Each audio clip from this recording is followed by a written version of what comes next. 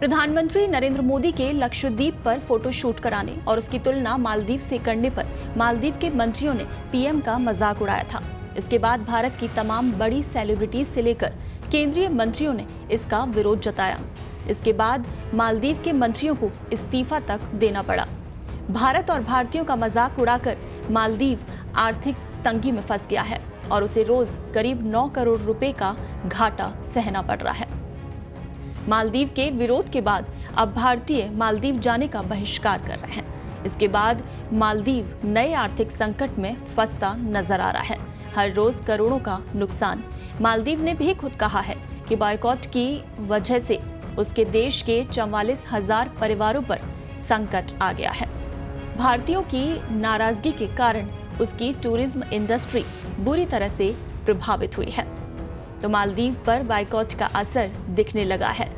मालदीव को बायकॉट से हर दिन नुकसान हो रहा है और जिस देश का रेवेन्यू ही टूरिस्ट और टूरिज्म से आ रहा हो, उसकी हालत खराब होना जाहिर है।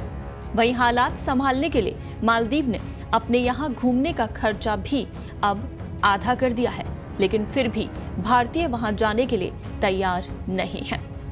इस विवाद से पहले तक मालदीव, जो कि भारतीयों का पसंदीदा पर्यटन स्थल था, लेकिन भारतीयों के बायकॉट की वजह से मालदीव ने खुद कहा है कि उसके 44,000 परिवारों पर अब संकट आ गया है और भारतीयों की नाराजगी के कारण उसकी टूरिज्म इंडस्ट्री बुरी तरह से प्रभावित हुई है।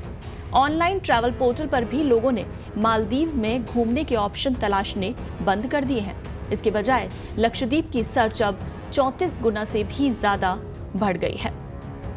मालदीव को इस विवाद के बाद हर रोज करीब 8.6 करोड़ रुपए का नुकसान हो रहा है। 2023 में जहां दुनिया घूमने के मामले में भारतीयों की संख्या तेजी से बढ़ी और 2030 तक भारत चौथे पायदान पर पहुंच सकता है। बीते साल की बात करें तो सिर्फ मालदीव में भारतीयों ने 38 करोड़ डॉलर यानी करीब 3,152 करोड़ रुपए खर्च किए थे। इसका मतलब है कि अगर भारतीयों ने वहां जाना बंद कर दिया तो मालदीव को हर रोज 8.6 करोड़ रुपए का नुकसान हो रहा है। मालदीव के लिए भारत से फ्लाइट का किराया भी कम हो गया है। पहले जो किराया 20,000 रुपए एक तरफ का था, अब वो घटकर 12 से 15,000 रुपए हो गया है। मेक माई ट्रिप की वेबसाइट पर तो दिल्ली से मालदीव का किराया सिर्फ 8,215 रुपए दिख रहा है, वो भी 17 जनवरी को। और इसी डेट में अगर आप दिल्ली चेन्नई का किराया देखें तो 8,245 रुपए दिख रहा है। मालदीव के पर्यटन मंत्रालय द्वारा जारी नवीनतम आंकड़ों के अनुसार 2023 में लगभग 18 लाख लोगों ने द्वीप समूह का दौरा किया, जिसमें 2,09,198 भारतीय थे।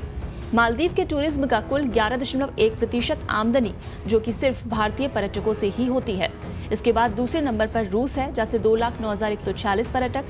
तीसरे नंबर पर चीन 1,87,118 पर्यटक।